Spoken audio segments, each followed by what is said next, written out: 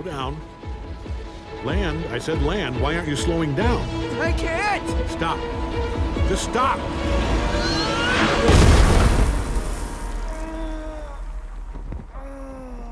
Okay, I guess that still counts as a landing. Get up. Come on, we're going to try something else. I'm actually getting used to this a little. That's not good.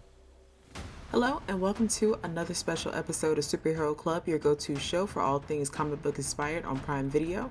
I'm your host, Stephanie Williams. Before we get too far in, if you want more superhero content like this, don't forget to like this video and subscribe to our channel. Today we are highlighting Mark Grayson, the titular character in Invincible. First, we'll dive into some of his comic history with a focus on the first 14 issues in the first volume of the Invincible comic series. Then we'll get into how it compares to the Mark Grayson introduced in the animated series adaptation. Since Mark Grayson is the star of the Invincible comic series, he makes his debut in issue number 1, and it's while he's on the toilet reading comics. For the most part, Mark is your everyday teenager who is just trying to survive high school and work his job at a local fast food chain. What sets Mark apart from his classmates is the fact that he is waiting on his superpowers to finally kick in, as Mark is the son of the famous superhero Omni-Man, making Mark half Viltrumite and half human. The Viltrumites are a race of warriors and planetary conquerors from the planet Viltrum. In the first issue, Mark's powers finally manifest while he's taking the trash out at work. He doesn't wait very long to put them to the test. He puts on a poorly put together suit to stop a trio of robbers, which includes the character Titan, from getting away. Soon after that incident, Mark's dad, Omni-Man, aka Nolan Grayson, takes him to see Art, the superhero tailor. Now, Mark may have his superpowers now, but it was always clear that Mark had a strong sense of wanting to protect those who can't defend themselves. Shortly after getting his powers, Mark almost puts a bully into the hospital while trying to save a classmate from them. His heroicism lands him in the principal's office, where he is told that he isn't invincible, which is how Mark ultimately decided to use the name Invincible for his superhero identity. About 2 months after getting his powers, Mark runs into the Teen Team while in his pajamas fighting the Mauler twins. He and the Teen Team defeat the Mauler twins, and Mark learns that one of the Teen Team's members, Adam Eve, goes to the same high school as him. After school, he and Adam Eve meet up with Robot to track down the Mauler twins again, and it's after this encounter that Robot first offers him a spot on the team, but Mark tells him he'll think about it. Mark has the opportunity to practice being a superhero yet again, this time with his dad when he goes with him on a mission to battle an invasion from a group of aliens called the Flaxons. Mark and his dad leave once the aliens start retreating, but shortly after, Nolan is captured by one of the Flaxons. While Nolan is missing, we get to see how close Mark and his mother, Debbie, are. He comforts her while his father is away, neither knowing when Nolan will return. Mark assures her that he always comes back, and it's a great character moment between mother and son. Mark has his first run-in with Alan the Alien in issue 5. He is told there's a disturbance in space and that he needs to go handle it, and when he arrives, Alan meets him with a punch in the back. Mark and Alan fight for a bit, but end up coming to an understanding, as Alan is just there to test the champions of the planet, but he has the wrong planet. He was not supposed to go to Earth. Mark does a pretty alright job keeping the superhero identity safe until he and his best friend William Clockwell go to an open house at Upstate University. While they're touring, they are attacked by a robotic zombie. Mark springs into action by slipping away to change into his Invincible costume to save the day, and ultimately William ends up putting it together and discovers he has superpowers. Mark has nothing to worry about though, as his best friend promises to keep his secret safe, but he does ask him to fly him around one night a few issues later.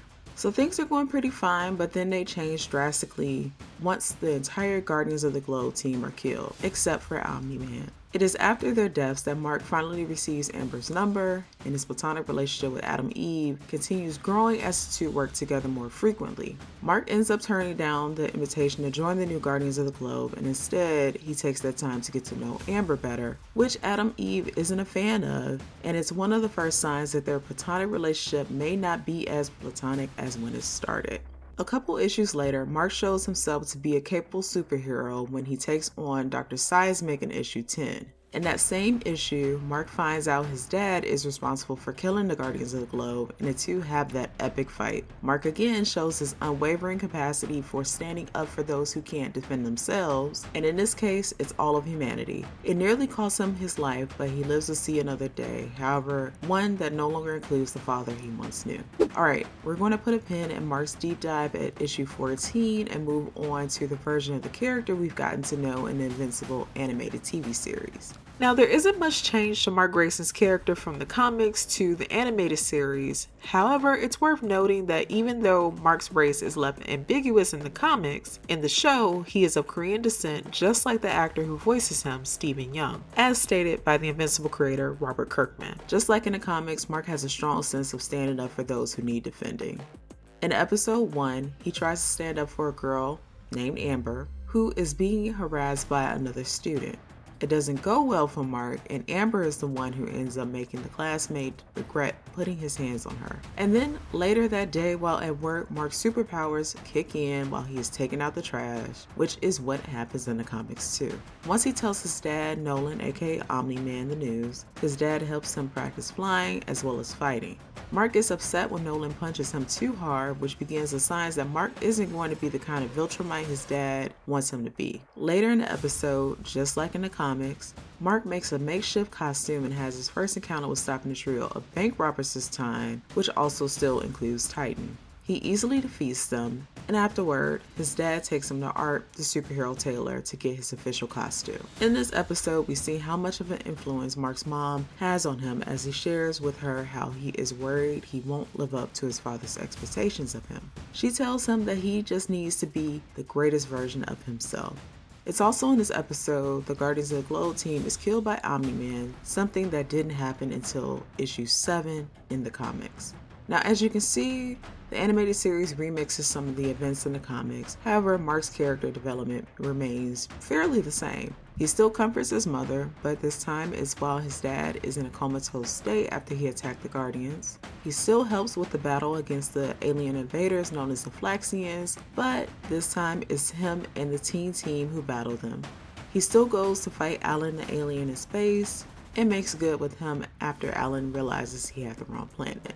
Mark and Adam Eve grow closer as friends and colleagues as Mark joins her on a mission to take on Dr. Seismic, someone Mark fought alone in the comics. And just like in the comics, Adam Eve realizes that their friendship will have to remain as it is when she catches him kissing Amber. In episode 5, Mark's compassion and willingness to help those in need is on display again when he agrees to help the villain Titan, who wants out of Machine Head's crime syndicate. A moment that happens in the comics but much later. Mark ends up in the hospital, but once he heals, he's back at being a superhero once again, which just shows how determined Mark is as an individual, which we see again in the bloody, gory detail when Mark takes on his dad after finding out he is the one to kill the Guardians of the Globe. This concludes the deep dive character session of Superhero Club. Thank you so much for watching. Again, I'm your host, Stephanie Williams. Don't forget to like and subscribe for more episodes of Superhero Club. Remember, you can check out Invincible Season 1 on Prime Video.